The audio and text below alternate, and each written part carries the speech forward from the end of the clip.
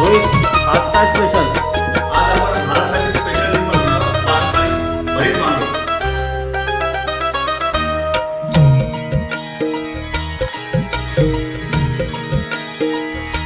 ऐन्यावानी रूप माझं उभे ज्वानीच्या मी उंबऱ्यात नादावलं खुळं पिस कबूतर हे माझ्या उरात वावताली भय झाली रात मोकाट ही चांदण्याची उगा हाय कशा पायी हाय नजर उभ्या गावाची